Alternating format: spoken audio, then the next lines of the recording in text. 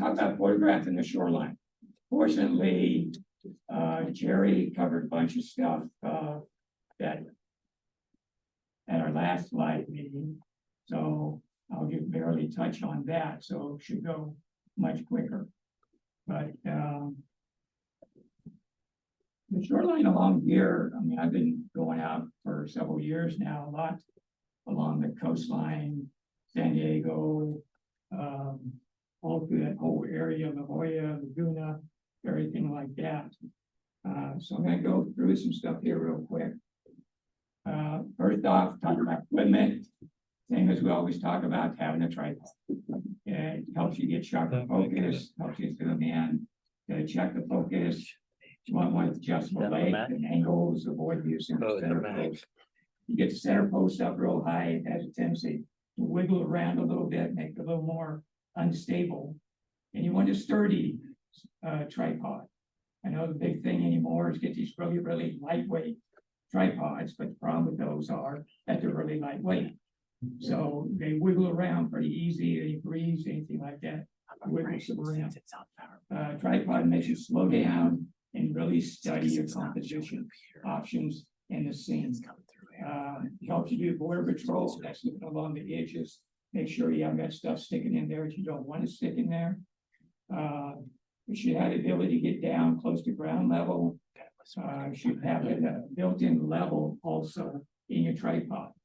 Now my camera, I have it level on the camera, but my tripod also has a level.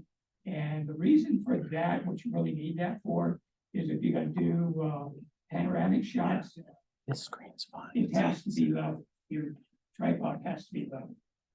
And then having a ball head, quick release by the camera is important, so you can move it back and forth. Carry it around. Camera anymore, any camera from cell phones, professional cameras. But in the cameras of the future or cell phones, they're getting better and better and better all the time. You can shoot raw with them now. They just because they got really small sensors, you can't really make big pictures out of it. I had these pictures up on the wall here, some metal prints of different areas along the coastline. You wouldn't be able to do any of those with a cell phone photo. Always shoot raw, gives you a whole lot more power in post-processing, be able to change things around to get what you need to. Just give an idea of how much difference. My old Canon 5D Mark III camera, if I set it to JPEG, it would show on a 4 gig card that I could get about 1,000 pictures on that 4 gig card. If I then switched it to RAW, it shows I could get about 125 pictures. That's a huge difference on what is collecting in RAW better than JPEG. So I always shoot in RAW. Full frame sensor, wide angle lenses remain as wide angle. I use my 24-70 probably at least 85–90% of the time. It's a good multi-purpose kind of wide angle, kind of telephoto a little bit lens. It does most of what I need. Telephoto will also be something you can have along the shoreline that allows you to isolate and zoom in tight on stuff. Have your histogram. That's what's nice with the mirrorless cameras. Your histogram is visible before you shoot your shot. So I can look and say, oh, it's overexposing or it's underexposing, and then make my adjustments there to not have to shoot more photos. Telephoto lens. Let's try one button here. 1, 2, 3, H.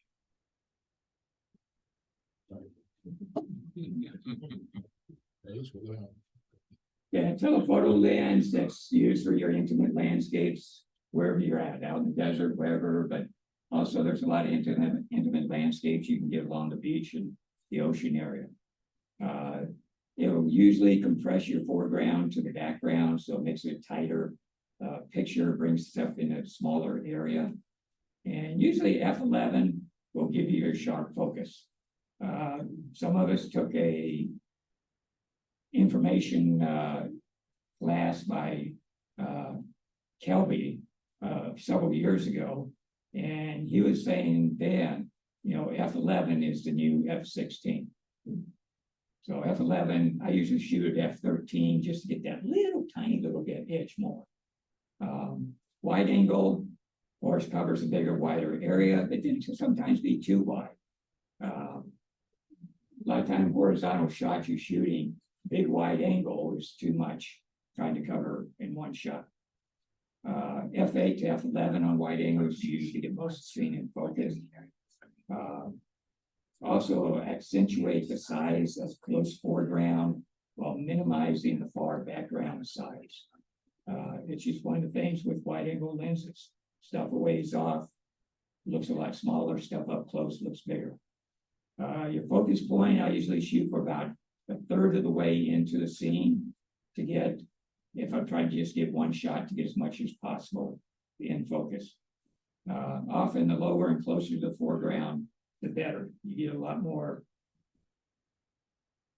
bringing the foreground out really strong. If you're on your tripod, turn off your image stabilization. Now read your manual on your lens. Some lenses now you can have your image stabilization on, whether on a tripod or not. Other lenses tell you, yeah, turn it off. Because then what's happening is you shoot your shot, the image stabilization process is looking for something messing up, and nothing's messing up. So it's kind of messing up while looking to correct the messing up. 5x7, 4x6 cutout piece of cardboard may help with visualizing photos. A lot of people who look at a scene and they can't picture a shot with what they're looking at. But you take a cutout and hold it up to where you want to be, you know, vertical, horizontal. There's a telephoto, here's a wide angle. And it'll help you visualize what your picture is going to be. If you're not used to picturing in your mind what you want and what you're going to get. There it goes. Blu-ray. Always use your lens hood. It protects your lens, but it also keeps any stray sunlight coming in, and hopefully it keeps from bouncing around inside and giving you sunspots on your picture. I'm sure everyone's gotten their pictures on a computer at times, and there's a big yellowish orange streak or little balls on there. That's from the sun coming in. So yeah, the lens hood is also, like I say, helps protect it. A loop, something you can put over your viewfinder, over your view in the back there to be able to see in bad lighting or whatever, you see your picture better on what you're doing and your composition. You got everything you want, zooming in, getting your making sure your focus is good. Sorry, I fixed on our end and I broke it on the Zoom people's end. Yeah, this is it. There you go, it's backward. It's back now. We're back. Yeah. It's on your computer over here, I see it. But you got this tool, you're back with the toolbar. Okay, yeah, we are back with the toolbar. Darn it. You try escape. What, escape? Yeah, that didn't work. Escape brings it back, but the more gets you to hide it. Yes, but then it also hides the Zoom meeting. yeah, for the people that we're trying to record, Yeah. so that doesn't work. A for effort. Sorry. I'll stop trying. Never stop trying. Okay, and now it's not Oh, working for this. it is? Now it's not going back. I keep pushing to go back to where we were. There we go. Okay. There we go again. Filters. Circular polarizer, I always tell people it's about as most, if you shoot in landscape, whether it's out in the ocean, the desert, the mountains, wherever, it's almost as important as the camera itself. Its strongest effect is 90 degrees from the sun. So if you're facing your photo towards or away from the sun, it's not going to have much of an effect. When you're facing at a 90 degree, that's where you're going to really get, darken up the blue sky, makes the clouds pop. Also cuts glare off the foliage, rocks, water surfaces, streams, ponds, anything like that. Allows the reds, yellows, and orange colors to pop in a landscape. It's like magic. I've had people sit there and watch it while I turn it as they're looking through my viewfinder, and all of a sudden the reds or the oranges just kind of come up as though they're saturated a little bit more. It can be decreased. You can turn it so if you're trying to get reflections, you can still get the reflection. Protects the lens glass. So if you bump something, a rock or something like that, it'll break that instead of your lens. But still, don't get cheapy circular polarizers. They sell them for 25, 30 bucks or so. I wouldn't own one of those for nothing. Mid-range, about $75, $80, $85. They sell them also for more than that, but somewhere there, $70, $80 will get you a good polarizer. And most of the effects with the polarizer cannot be duplicated in Photoshop or Lightroom or anything else. You do have to be careful with wide angle lenses, because if you're kind of shooting a sky as part of your picture and you're kind of a 45-degree angle from the sun, and you got somewhat of a wide angle, that means part of the picture is going to be at 90 degrees, part's going to be at 0. So you'll have nice blue darkened sky on the right side, and on the left side, you'll wash out and have a light blue. So change the coloring. Neutral density filters, those are ones that you can put on that'll make your pictures look like you're shooting late evening, dark time, instead of middle of the day. You try and get an effect of water movement and things like that. You want a slower shutter speed, even in bright sunlight, the neutral density. Now, I also found recently neutral density with a polarizer built into it too. So you got the best of both worlds. You can shoot your slower shutter speeds and whatever you're shooting that you want, and you can adjust the polarizer to cut the glare, bring up the colors, bigger blue in the sky and everything else like that. I was kind of like everybody else, going to the beach area and ocean area and shooting pictures that was freezing the wave movement. But the last couple of years, I've been playing with the neutral density and now with the polarizer on it too. And I think it's a lot nicer picture. It's different than most anybody else that's shooting that same area that same day. Now they do have variable neutral densities, but some of those are just, there's no way they can get as many different variables of the darkness or lightness as they're advertising. And especially if you're shooting a wide angle, I had gotten a variable, and even though it wasn't covering a big area, but I was fine with my wide angle, a lot of time, one side or the other of my photo on horizontals would be lighter or darker than the other side, because all of a sudden it is going into another variable of a darker neutral density coverage. Gradual neutral density, that's old school stuff, where you've got the dark on the top, clear at the bottom, and you kind of put it in front of your lens and move it up and down to darken up a sky or something like that, but then clear where it won't darken the water or the ground or whatever else you got in your picture. I said it's old school, but it still works in different situations. Here's one at one of the beaches. There's a lot going on in the foreground, right? That's with my polarizer activated. That's with the polarizer turned to the neutral. Much nicer picture. You get the breakup of the water reflecting and everything in the foreground there.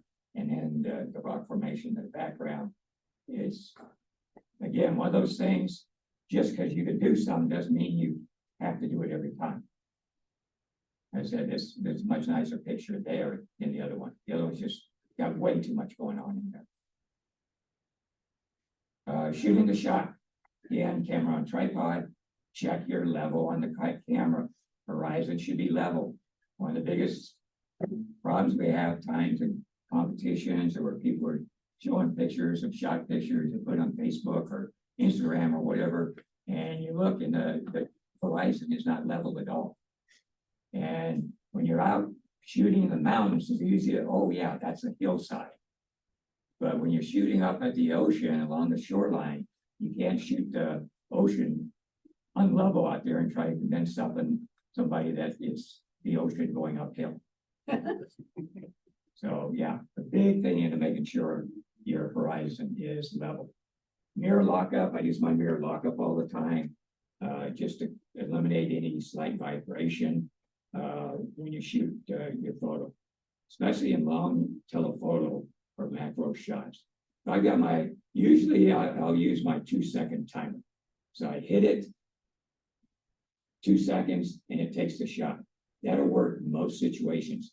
If I got my big 100 to 650 on, I'm way out at 500, 600 or so of something I'm shooting, I will switch it to the 10-second timer.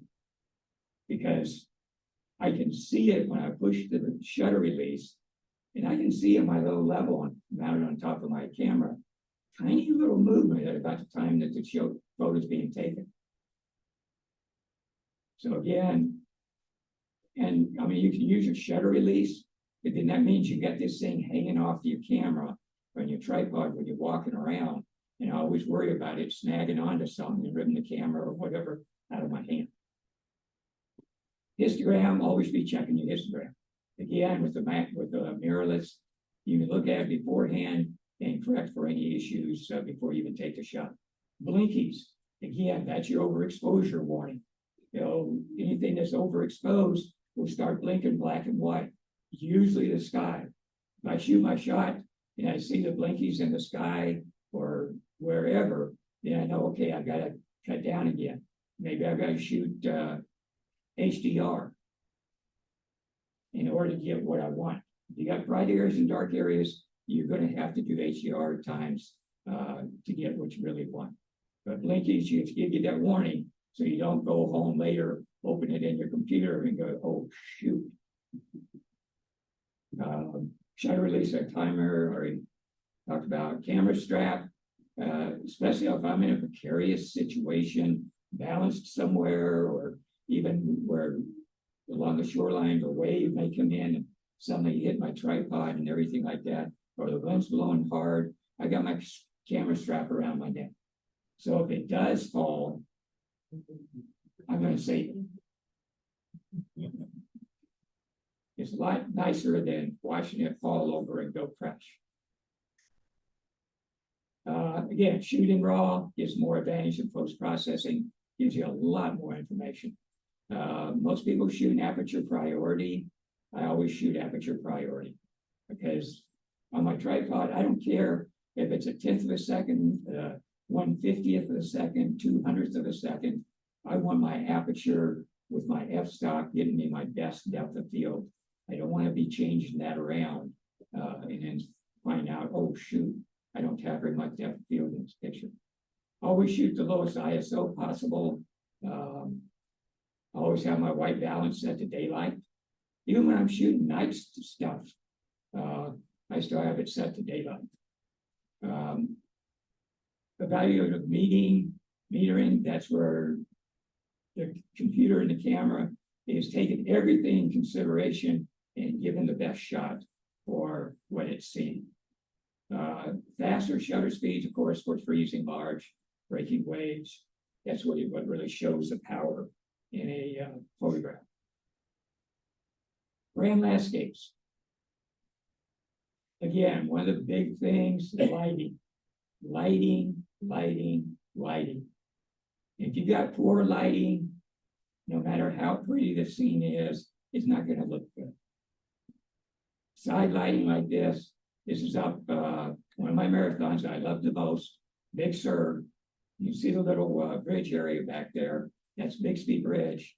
And that's about the halfway point, 13 miles of running through these mountains here from Big Sur to Carmel. And you can go even a little wider. Again, shoot different shots, different compositions. I wouldn't just shoot this and then say, oh, well, I'll prop in another shot later at home. No, I'm gonna shoot this shot, and then I'm gonna zoom in a little bit and shoot this other shot. And if I've got vertical shots I want to shoot of this area too, I'll turn my camera around and shoot verticals. I never shoot with the idea that I'm gonna go home and start cropping the heck out of the picture. There's another one up by the Big Sur area. Nice, pretty simple little island out there, and the sun coming across, hitting the grass. Other things, ports, Long Beach Port, Port of LA, very interesting stuff going on there. A lot of activities, different cargo ships, things like that out there that make neat pictures along the shore. Most people don't even think of shooting the harbors or the ports there, but they make pretty interesting pictures. Here I've got a tugboat, a sailboat, and a big old cargo ship all in one shot. So you can shoot big overalls, or you can shoot even tighter pictures. So there's a lot of access to these areas, stuff like that, at different ports and harbors. There's the San Diego skyline. Yeah, nice clouds, yeah, nice skyline. The sailboats. They really sort of set this picture off a little bit more. It'd be a lot less interesting with no sailboats there. But the sailboats is showing activity, it's showing something, it's telling the story of people sailboating around San Diego. Cropping photos. I said, shoot different composition camera rather than line and cropping post-production. Zoom in, zoom out. Plan on what you shoot being what you're going to put on the wall most of the time. Now, there are times when cropping is needed. I've shot pictures where there's too much sky or too much just boring foreground, grass or field or whatever. And it's like, that's not helping the picture, and I want to crop down. Usually it's 9:16 I crop to, and that's the standard crop size in Photoshop. So it's a way to get rid of some of the stuff that you don't really want or need in your picture. You're trying to eliminate distractions.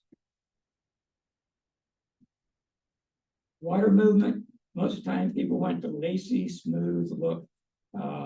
It's all most popular and pleasing anymore. And that's shooting at lower shutter speeds, which normally in bright sunlight is really hard to do unless you're using the density filter. Now, freezing the water drops when hitting rocks shows the power. That's when you really get these big waves coming in and smashing against rocks and boulders and shooting water drops all over the sky. That's really showing how strong that water is. Now, you can shoot it very slow, easing over it too, but the freezing the water drops at faster shutter speeds really shows the power. Bracket water movement, shoot at different speeds. Most of the time, hundredths of a second, 250, 500ths of a second will freeze the water drops. The best thing to do, because there's so much difference in the water movement and everything like that, hitting rocks, how high it's splashing, what it's doing, zoom in on it and check to make sure it's freezing the drops and freezing what you want, doing what you want.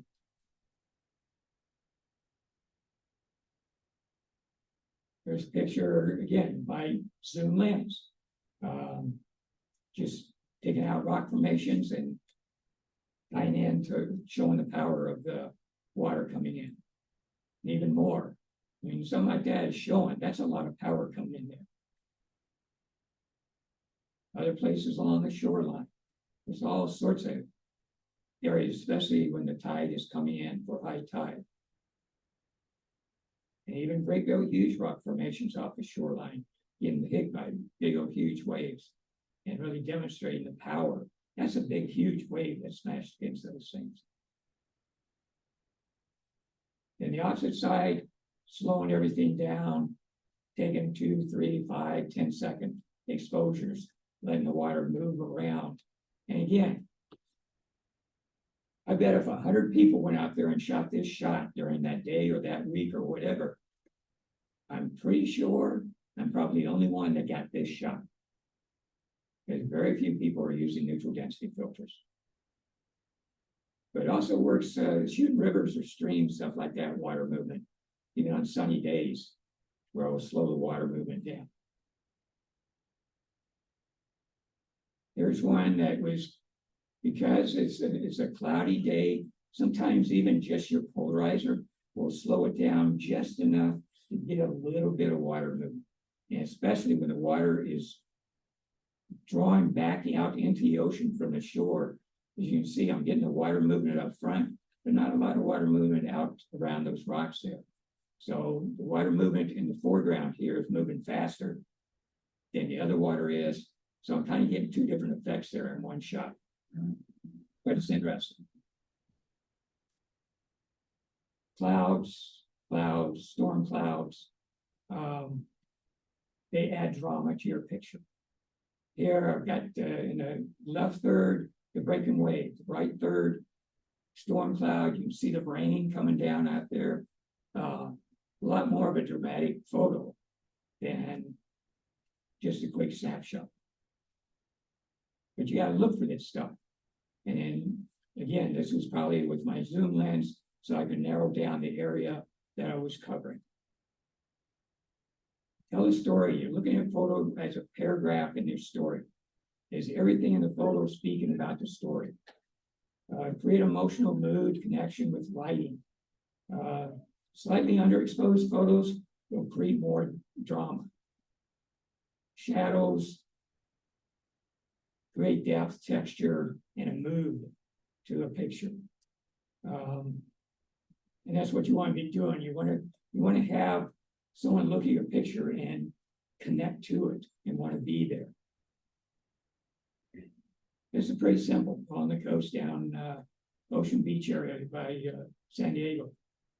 And just along the shoreline, neutral density filter on, getting the water movement, you got rocks in the foreground here, and then take my view back into the distance to the palm trees and the Bill Hotel resort in the background there. So again, you get an eye moving back and forth.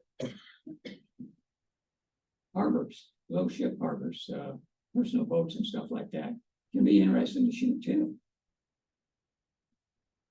This is down, I think, by Dana Point area. Best time of day to shoot, sunrise and sunset. The low sun position allows warmer red, yellow, and orange light color through the atmosphere to hit your scene.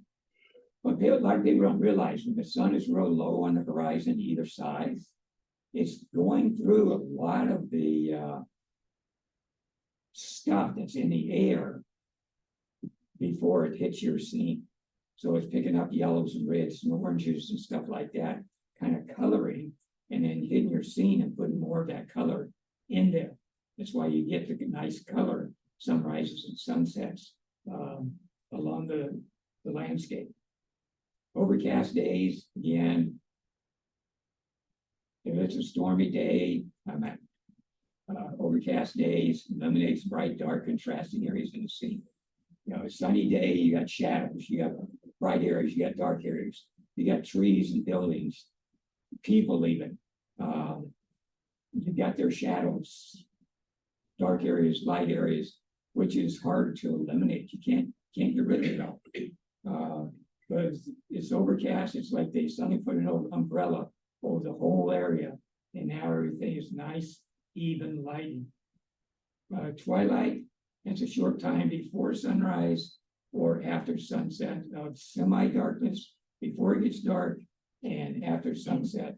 But you get more kind of a blue, cooler lighting. But again, that's going to be nice and even light. The worst time of day is most of mid-morning to midday with bright sunlight, which is harsh lighting with little color of light filtered through the atmosphere. Talking about how it filters through all sorts of atmosphere when it's low on the horizon. When it's up high, it's not cutting through much atmosphere area. So you're not getting much of any color it's picking up. And it's just harsh, uninteresting light that is put down on your scene. Photographing piers. piers are always cool to shoot along the shore. They got some really cool piers. I mean, you can go up on top, take pictures of people fishing, just doing all sorts of stuff out there. Getting down below, underneath, you can turn it black and white, you get the effects from it.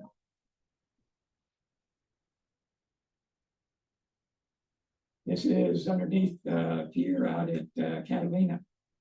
Over to the left there, you can see the casino out there. Yeah. It is. Sure wasn't expecting anybody to be calling. Yeah, here, this is the pier out in Catalina. Nice, almost sunset. You get a reflection of the light along the water there. Makes it a nice, interesting picture. This is out at Ocean Beach. Yeah, I've got the interesting foreground, the rock with the hole there. This is low tide, high tide. This whole area is completely covered with water. So this is an area you can go out and find low tide pools too. But you get this, it's a neat pier, goes way out and then cuts off at an angle too. I get out this area quite a bit. Where was this one? Pardon me? Where was this one? This is Ocean Beach out down by San Diego. So if somebody were to put in their maps or whatever, GPS, put in Ocean Beach, California, it would pull it up and Yeah, you'd be able to get there. yeah. Yeah, question was that if you're trying to find this, you can put in your GPS, Ocean Beach, and it take you right there. Matter of fact, most GPSs now will even go to the fact that you put in Ocean Beach Pier, Yeah. it'd take you right there. There's another pier area, again, the sunset area, the storm, you can see it raining in the background, showing activity, and a couple of people up there standing on the pier. You know, a lot of color, a lot to it. Image selection. There's a lot to picking out an image. You want it to create visual interest. No matter how much you do everything right, a boring scene will not become a great photo. So if I lay my bowling ball out in my front yard and do everything perfect and take a great picture of it, it's not going to be something you go, oh wow, look at that. It's still going to be just a bowling ball sitting on the grass. Walk around, study an area. Work the subject matter. You see so many people, a lot of people you see they park in national parks or wherever, they hop out of the car, walk to the side of the car, take a shot, hop back in the car and off they go. Very rarely do you get more than 50 yards or so off the roadway. When I go to Joshua Tree, I'm hiking way out in different areas, getting completely different shots that none of these people are getting because they're not going around and looking for the shots. Work an area. Consider high, low camera position. Low camera spots can give you a lot different look. And sometimes you can use that also to wind up blocking out a roadway or something like that that goes across your shot that you don't want in the shot. Again, also low also accent interesting foreground. Wait for the right lighting for the scene. Backlighting, side lighting. Those grand landscape pictures up at Big Sur. The lighting was really cool coming from the low side light. If it had been straight up above, lighting everything up, it wouldn't have been anywhere near as nice. Speaking of Bixby Bridge, this is Bixby Bridge up by Big Sur. It's halfway between Big Sur and Farmhouse. We actually run across that in the marathon. But this is getting back behind it and then shooting out towards the ocean. There's a lot of stuff you can shoot along a shoreline and work the ocean into it that a lot of people don't think of.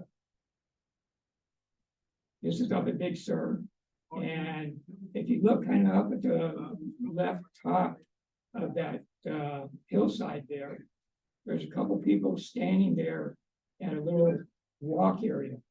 And my first position I took up to shoot this picture, they were in more of the darker area of the sky back there. So once I saw them, I trotted down real quick to get in position so they would show up better. Because now I've got somebody in there, give me some type of scale, and someone that's looking at this picture can sort of picture, ooh, wow, I could be that person sitting there looking at this scene from up there. So take everything in consideration when you're shooting shots. Move around, look at stuff, and come up with different compositions. And of course, catching it with the wave movements, everything like that too helps. Like I said, work location, different angles. Sometimes just moving a little bit makes a huge difference in what you're getting. Zoom in, zoom out, high, low, move out throughout the scene. Horizontal and vertical shots. Some people comment when they look at a bunch of my photography, wow, you shoot a lot of verticals. And yeah, because you can narrow the stuff down more. Identify different foregrounds or main subjects. I've had different foregrounds I use for shooting the same main subject. So like in Sedona, I shoot a lot in Sedona, Arizona. You got the big rock bluffs there and everything are real interesting, but you can find different interesting foregrounds to shoot the same rock bluff area. And all of them make it a different picture. Be creative with your composition.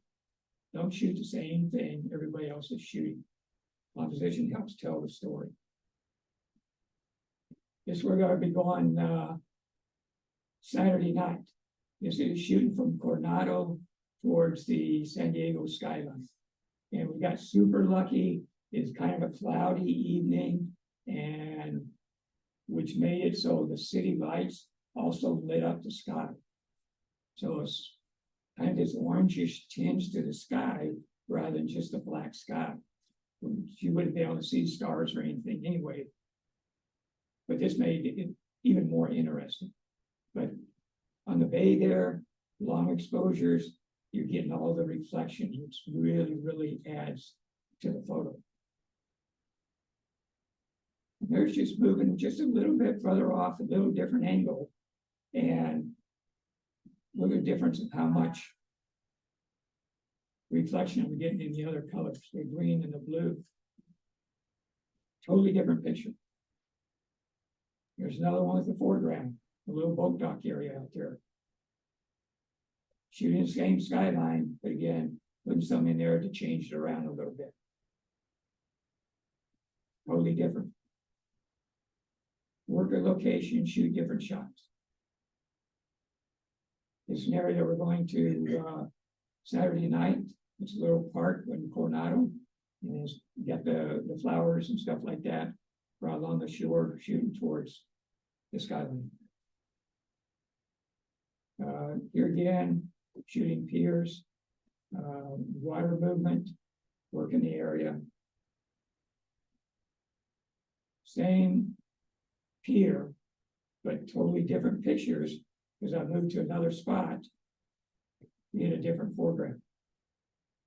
And I got my neutral density on, so I'm getting the water movement rather than breaking waves. And I can probably guarantee you I'm the only one that shot that day because everybody else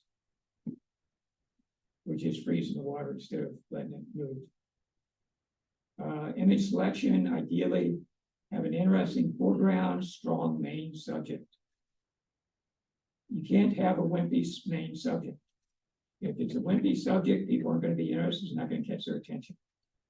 Layers create eye went through the photo in depth.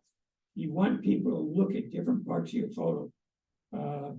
Not necessarily, you know, oh, boom, okay, one thing I looked at it, boom, that's all there is. And move to the next picture. You want movement through the picture.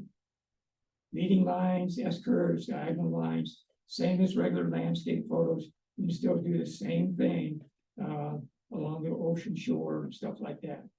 Brighter areas tend to attract people's attention. Deeper areas also attract people's attention. Look for visual scale opportunity, people, trees, houses, something so like I had in the other one. There's little people images up there. gave you an idea of how big that area was. Vanishing point, that's where some's leading your eye out into the distance. You want an emotional connection to the scene with the feeling of mood of the photo. Image selections continued. Again, your main subject should just jump out. Immediately obvious. And is it artistic, not just technically correct? Yeah, do everything right technically, but yeah, it doesn't really have any interest to it. It's not artistic. You want it to be artistic. Increase creative possibilities by using different lenses, angles, height, compositions. Envision the end results. Know what you're shooting and how it's going to look when you shoot it. Don't wait till you get home. Oh, okay, that's what it looks like. You should know when you shoot it what it's going to look like. And I said, is it the same shot everyone else is shooting? No, don't be shooting the same shot everybody else is shooting. If you have separation to increase depth, if I've got several different rock formations off the shoreline or something like that, I'm making sure those rocks are separated. I don't want to be in a position where they're kind of together and then they all almost look like just one rock. But with everything separated, if I got 4 or 5 rocks out there, I'm trying to get in a position so every one of those rocks are completely separate from each other. And I give the items room to breathe. Create a visual flow to draw the viewer into the photo. Make a viewer want to step into the photo. I remember one time in one of the competitions a while back, where one of the judges was looking at one of my pictures, and he actually made the comment, wow, I really want to be there right now. And that's what you want someone to feel like when they're looking at your picture. There's down San Diego area. Just a simple sunset. But all the colors, everything just pops out, the water movement, and just by pure chance, that bird in the distance there at the horizon, just really one of those icing on the cake things. And quite honestly, it's probably something I didn't even see at the time. But once I opened it, it's like, ooh, yeah, forget it. Here's up in along the Oregon coastline. And again, there's several different layers here. There's this old boat here. Then you got the real interesting bridge going across there, and then the nice clouds in the background. So again, it's getting the people, they're moving the eye, looking at the boat, and they can't help but look at the bridge, and then you can't help but look at the clouds and the mountains back there. You get the eye movement 3 different areas in this picture. Leading lines. Sometimes, a lot of times, stuff like that is just a trail. So I saw this little bridge area going out, the line going out, and I simply waited and shot the shot when I had a big wave hit the rocks out there.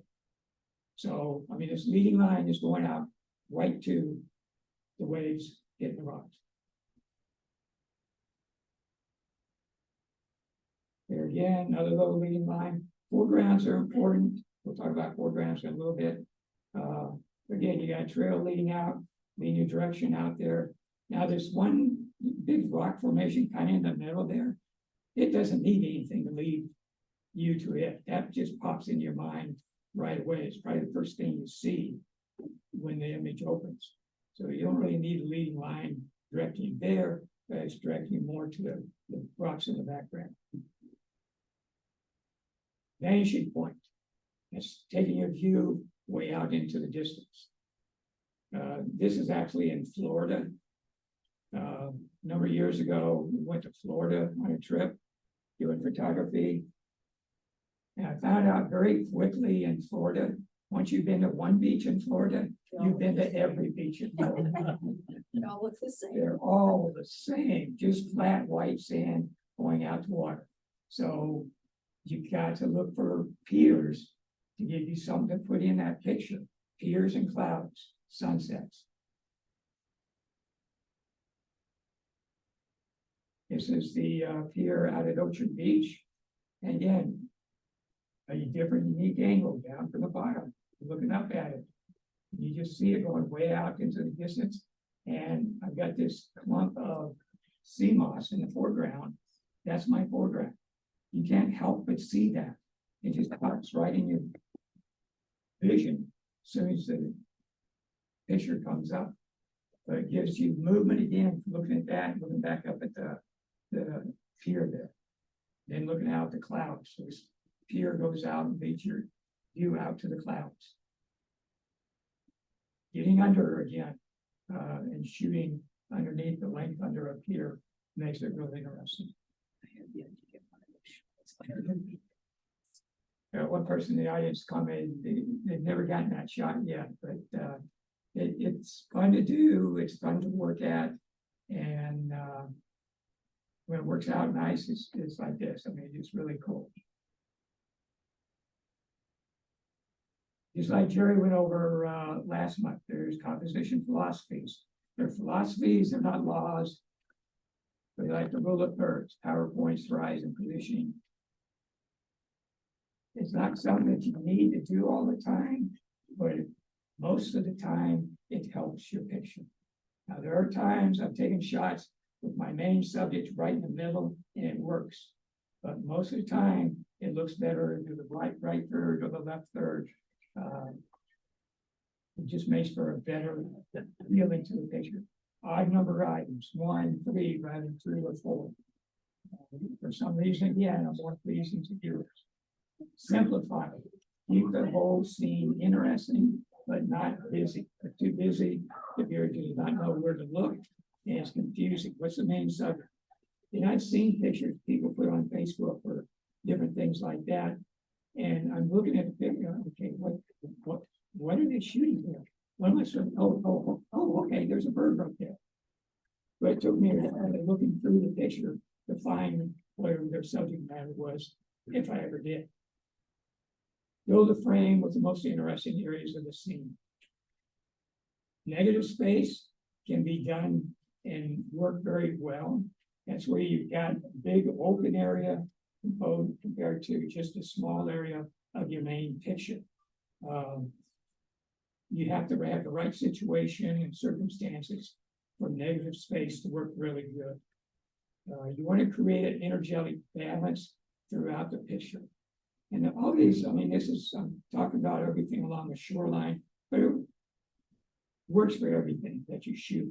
But, the shoreline, because you've got just the skyline and the ocean, you've got to be even more specific and better at getting what you want to make it more interesting, because most of the time the water isn't really that interesting unless you got breaking waves or moving water or something like that. Just a picture of the ocean just isn't all that interesting. It's just big blue area. So you've got to, even in the ocean area, shooting on shore, you've got to be more creative and work at it. Very simple thing, neutral density filter, big clouds, but I'm getting the water movement. I got just some boulders out there. And the waves come in, the water movement, the lighter color is leading your eye into that area and make it more of an interesting picture. Yeah, it's up at Big Sur. Sunsets, the rock formations out there, and the waves coming in. And it's hard to see on this, but down below, covered up with part of this bar, or a bunch of seagulls hanging out of it. Color, a lot of times. This green color on this rock formation out there captures your attention. It's greenery and everything. And then you got way in the background, the palm trees, but then you got the other rocks out there with water movement. They're kind of just sitting there and collecting attention, so your eyes are moving from one thing to another and back and forth. Here's real simple. I got these 3 rocks here. They're acting almost like a line, directing your vision out to the rocks further out. But again, there's a neutral density. I haven't got waves all over, breaking and stuff like that to affect the view. I've got the water movement that's making it nice and smooth and easier to see. Hey, Rick, how many stop NDs are you using? I use a 6 stop. They usually have, question was, what size ND neutral density filter am I using? I've got a 6-stop. They make 3 stops. 3 stops just really doesn't do a whole lot. It may change your shot from, 1/250th of a second to 1/4 of a second or something like that. But especially in bright lit conditions, a 3-stop doesn't do a whole lot. Now, an 8-stop, that's the one that's so dark that you've actually got to take it off your camera, focus, turn the autofocus off, put it back on your camera, and then shoot your picture. With the 6-stop, I can shoot right through and use my autofocus wherever I want and have it focus without having it taken the neutral density out. And I'm very, very easily getting, even in real bright conditions, getting 1, 2, 3 second exposures. When I get clouds and stuff like that, I'm getting 10, 15 second exposures. You're using a drop-in glass or using the screw-on? I use the screw on. It screws on the end of my lens, just like a polarizer does. And mine, like I said, has the built-in polarizer too. So it's on there, it's protecting my lens, and it's not gonna just fall off. I have the drop-in glass where you can stack multiple Oh, filters yeah, and different types of filters. So yeah. Yeah, the drop-ins have a lot more moving around, changing around, everything like that. With the circular one that just screws on, I know what I want. I'm not having to mess around with anything. If I want to try to get kind of a yellow tinge to it, I can do that in Photoshop later.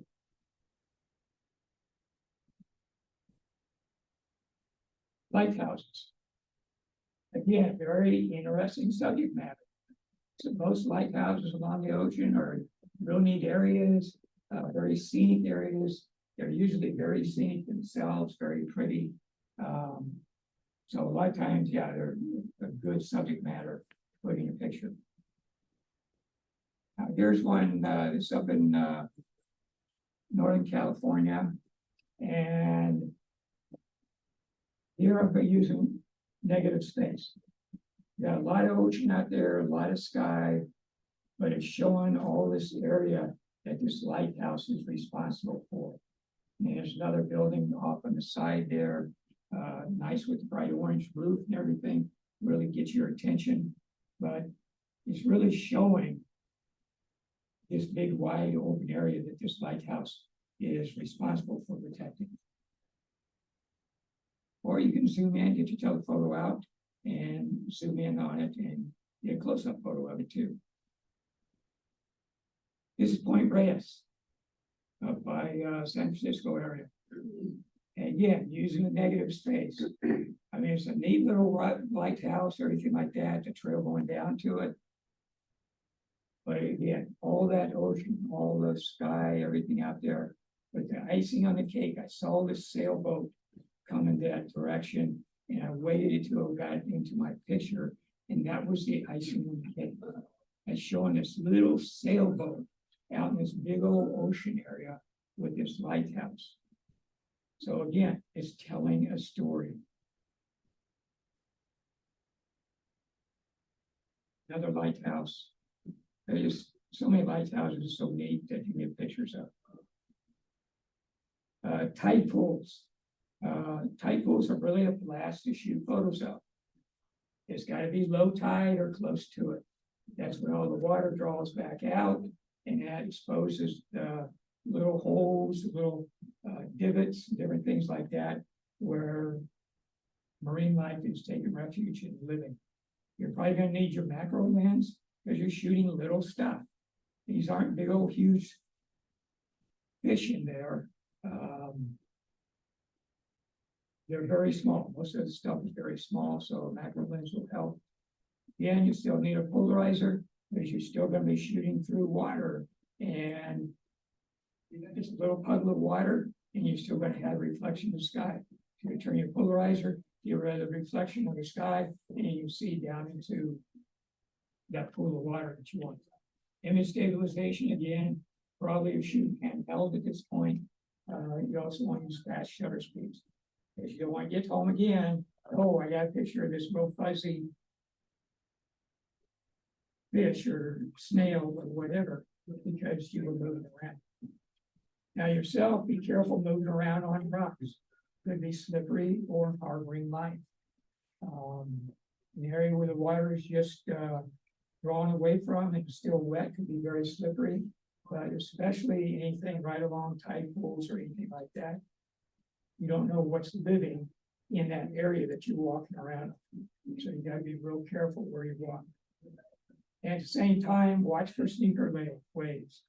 Sneaker waves are those waves that you get these little waves, little waves, little waves, little waves, little waves. All of a sudden, whoa, there's this big wave that comes in. And not paying attention, all of a sudden you get smacked across the back of the head with this big wave, knocking you down into the rocks. Tide pools are found more and more level, rocky areas along the shore.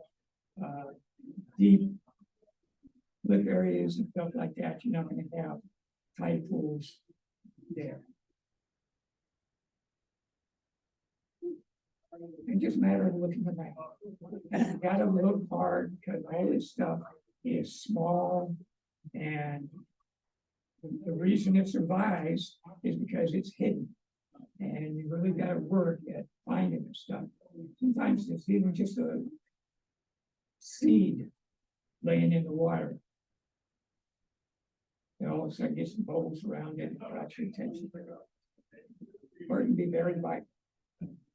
Another place to go to, especially shooting tide pools and stuff like that, are what do you call them? Marinas.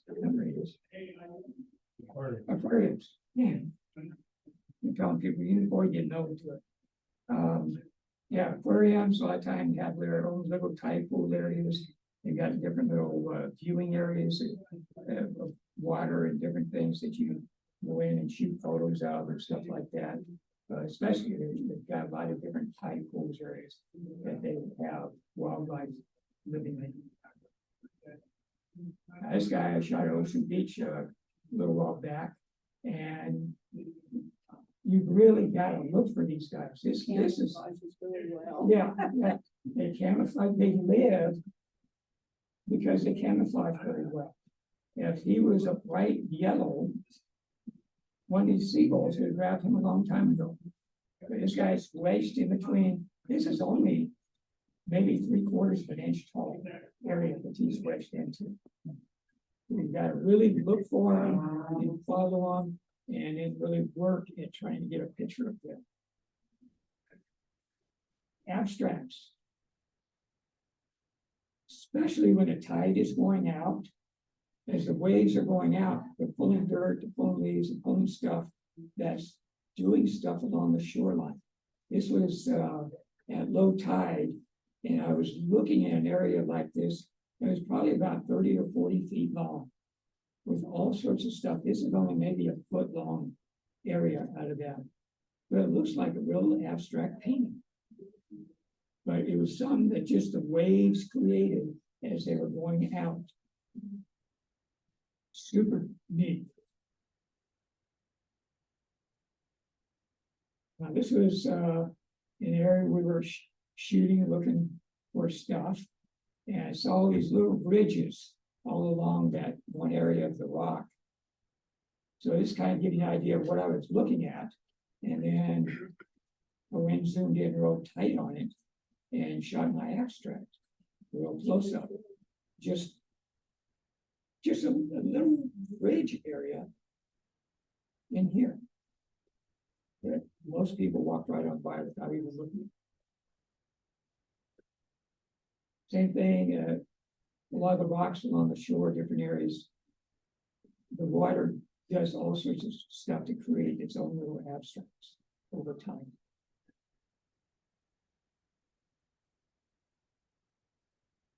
Fill the frame. Include only what's contributing to the building. Don't add a bunch of other stuff in there that's, yeah, it's there, but it's not really involved in the story. Narrow it down.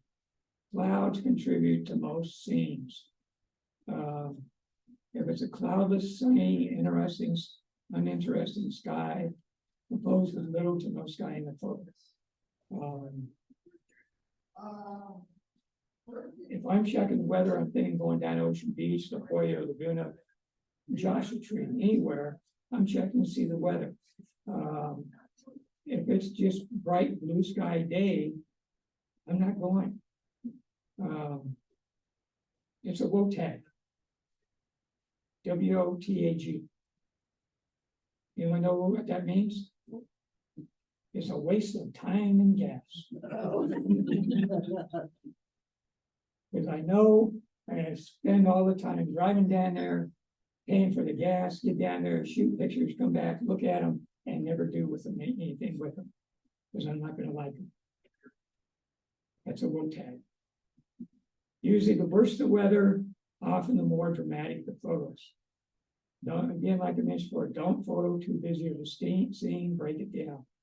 Bright or dark areas, just where you want the attention directed. Reflections can also be part of your foreground, creating symmetry.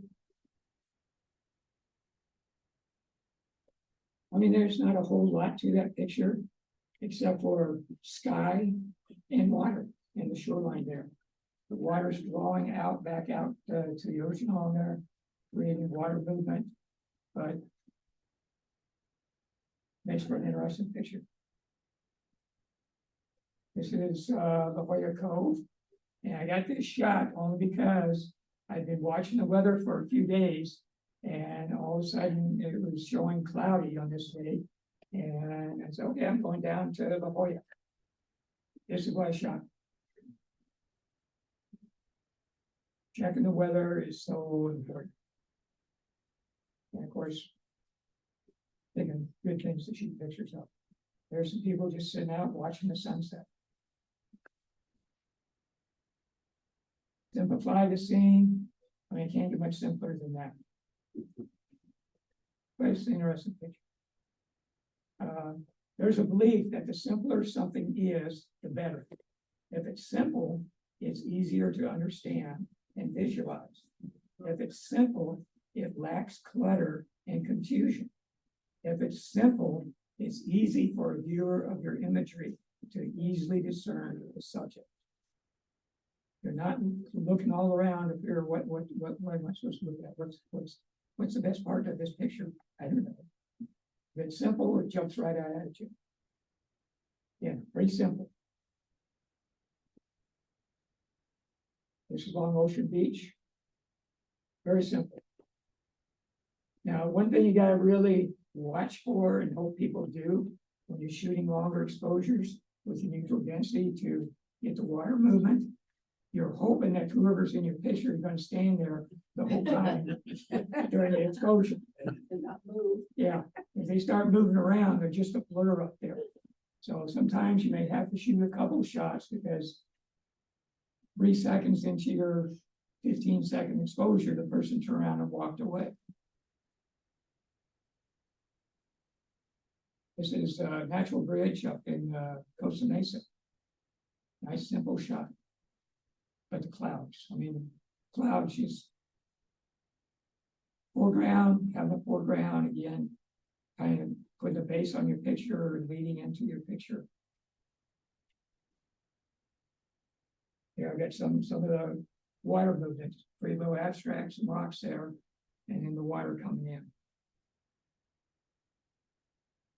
Here's a wave coming in. That's my foreground there.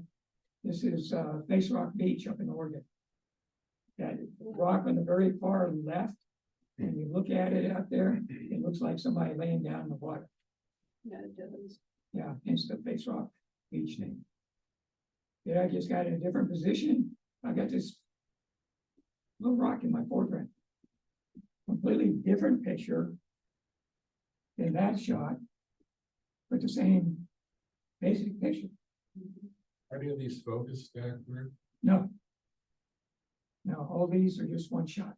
And these I would focus like this. I was focused on this rock formation in the foreground. But I'm shooting at f13, so those rocks in the foreground are going to be sharp too. I don't have anything way off in the distance that I'm worried about being not sharp focused. Are you doing longer exposures in some of these shots? On these right here, in order to keep your noise levels down, or are you just after the imagery? The question was, am I using longer exposures or anything trying to keep the noise level down? All of these were shot in the middle of the day. So I don't have any noise issues at all. And most of them are, you know, again, I keep it 100 ISO as much as possible. And most of my shots are, you know, quarter of a second, third of a second, or anything along that line. 1/500th of a second, so it's not going to create noise. These aren't night shots, these are day shots. And I mean, even in this one, you can see that first one I had, I'm freezing the water there, so it's a fast enough shutter speed to stop the water movement. Just an old log laying out there has been washed on shore and then partially covered over with sand can be a foreground. People and activities. It's neat to get people in their activities and stuff like that when you're shooting pictures. On this shot, we were down at Seaport Village. This guy on this little cart thing had some people. He was riding around Seaport Village. You can take these little carts and these guys will ride you around. And he came up here and they all jumped out for a moment, moved a little over to the right where he was going to get a selfie of the two of them with the buildings in the background. I saw that and I was real quick, boom, ran over my tripod, set it up, posed my picture. I had Coronado Bridge in the background there on the right, got this over in the right third, got my buildings back here, shot the picture. And just a matter of probably less than a minute before they came back and popped back in there. So you got to know what you're doing and be prepared to move fast if you have to. If it had taken me a whole lot of time, I would have gotten a shot because they had jumped back in and ridden off. Again, it's hard to see on this side, but there's a male and a female sitting out there. He's sitting and she's standing at the end of that rock formation. There's another one. This area is along Ocean Beach there, where people go out and have photos taken of them for weddings and such like that. Here again, people out face Rock Beach. This an area down by San Diego called the Wedge, where you get a lot of big waves. And showing people this guy's body surfing in some big waves. Makes for an interesting shot. Surfing. Including wildlife, you want to show the natural environment, show natural activity, don't impose on their boundaries, watch their signals for being threats, stay away from them if they are. Some animals are very acclimated to people in big tourist areas. There's a bunch of pelicans down La Jolla Cove. There's a whole lot of pelicans and seals right there. Here again, bunch of seals in a little spot there. Now, one of the problems taking pictures of seals, they can make interesting pictures if you catch them doing something. This takes me back to my days doing crime scene investigations. I had a mass murder scene here.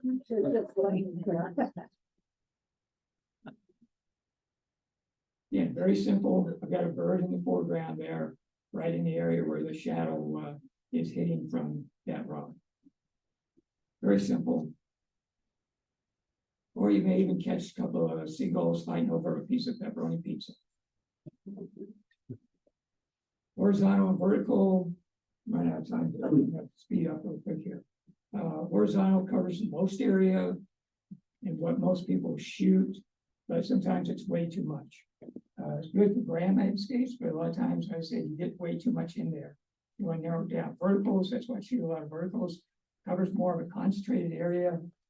It's tighter, but you still want to keep your separation. You want stuff blurring together. More of an opportunity to only cover the most important aspects of the scene, and easier to eliminate distractions. Easier to move around to position so something sticking in or something you don't want in there is dimmed. There's an horizontal again, Face Rock Beach. There's vertical, same thing. Rocks in the background really haven't changed much in size. But I moved up closer to that rock in the foreground, and now it's a big, huge rock. There's out Ocean Beach. There's a vertical. Got rid of a bunch of distraction stuff on the side. Leading lines, you can lead down into your scenes, stairwells, same thing, stairs going down, leading into a scene. Water movement, almost like a leading line there going out to the rocks and the clouds. Again, clouds are so important. Another rock up there by Face Rock Beach. And hard to see here, but there's a set of footprints going along the side there. This is Point Lobos, very cool spot to shoot out by Carmel. We're of lighting, using a flash to fill in, spotlights, flashlights, even moonlight can light an area up for you, or city lights, nearby city lights can light up an area. Best from the side lighting rather than front lighting. Cover the entire area of the photo. You don't want just half your photo lit up and half of it still dark. You must use a tripod to do this. This is up by Malibu, and this is actually being lit up by the city lights of Malibu. Here's the same thing, same area. It's lit up by Malibu. But there's another rock formation that's putting a shadow on my rock. So I got my flashlight out and I painted over that area with my flashlight. Also brought out the wave smoke. Now, a big problem with this is front lighting very flat. Here's in the same area, side lighting. Huge difference. There again, a little, get you the rocks there in the foreground, just a little bit of my light so you can see it a little better. Shooting panoramics. It's covering a lot of area. You got to shoot on a tripod, your tripod level, your camera level. Turn off the autofocus, set up your shots. You could cover the area with a big wide angle, but then it'd be very small. Very large files once you shoot it. Overlap shots by about 25 to 30%. Take the polarizer filter off because again, you're covering an area that part of it will be using making the sky bluer and part of it won't. Usually F11 manual mode, shutter speed. I take a few shots initially to look at the area, see what my best settings are going to be. You move vertical, horizontal, or combination. I photograph my hand before and the end of a series. So later, when I'm looking at it, when I get home from whatever trip, I'll remember, oh, okay, I shot this as a photo, as a panoramic. Leave a little extra room at top and bottom, because sometimes when it's processing in Photoshop or Lightroom or anything, it'll fill those areas in. Don't use auto white balance because it'll be suddenly changing all the way through. If there's something moving in your boat or someone out there, have it just in one image that you shot. Here's an example. Here's my hand. First, second, third, fourth, fifth, sixth, seventh, eighth, and I'm done. Then I'll go home, see that, remember, and there's my shot.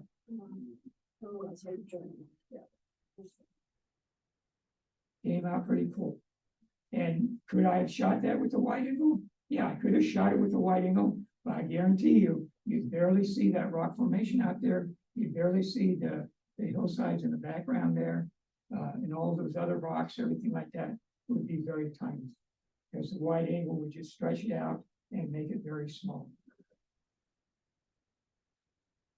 Safety issues. Don't turn your back on the ocean. Sneaker waves, especially when the high tide's coming in, they can come in and wipe you out. I'm sure you've seen the videos where people are standing on the shore somewhere or standing above the water or some rocks looking at All of a sudden, big old huge wave comes in and knocks them right into the water. Careful when walking in the rocks, if you've been underwater during the tides are covered with algae, they get slippery. One of the things anymore, where popular piers, beach areas, homeless have taken up residency in a lot of them. So you gotta be careful with what you do on everything like that. Not many of them are aggressive out there, but I wouldn't, especially young ladies, women, I wouldn't want to be there late in the evening by myself.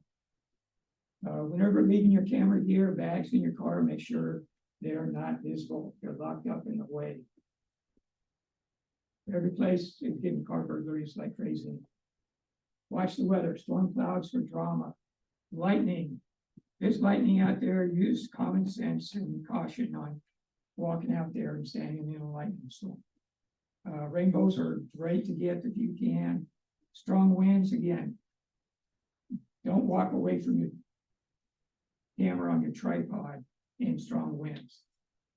Even with waves coming in or something like that, but bigger wave comes in, it could wind up knocking your camera over. Weather condition can change dramatically in a short time. And usually again, the worse the weather, potentially the better the photography. I carry an umbrella, everything like that in case I need it for rain, even blocking the wind sometimes. 7 deadly sins, crooked horizon. You cannot, with ocean photos, convince people that the ocean was going uphill. Main area photo, being out of focus. Use focus stacking if you need to. If you're trying to get a lot in there, use focus stacking. It works terrific, super easy to do anymore. Don't harsh midday sun and front lighting, just don't waste your time. Distractions that don't contribute, especially on the edge. You don't want something pulling your vision out to the edge of your photo. Cloudless interception skies, again, like I said, it's a low tech. Complete waste of your time and gas. Covering too much of an area and too busy of a scene. You want people very quickly to know what you're shooting and where their attention is being focused. Final tips, keep your lens glass clean, especially dust, wind, rain, mist, or shooting at the ocean. You don't realize that those waves breaking the waves, everything like that, are kicking up this mist. And all of a sudden, you look at the front of your lens, and it's all covered with little misty drops of water.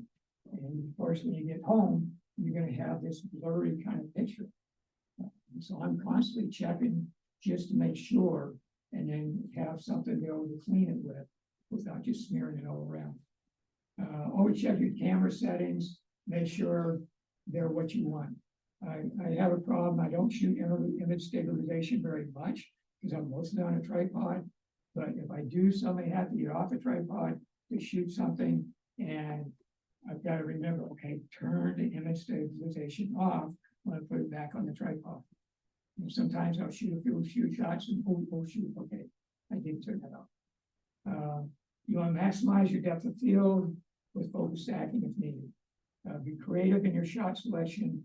Show your main subject in the landscape, but don't let it blend into the background. You want your main subject to pop out. Yeah, you want people to want to step in there.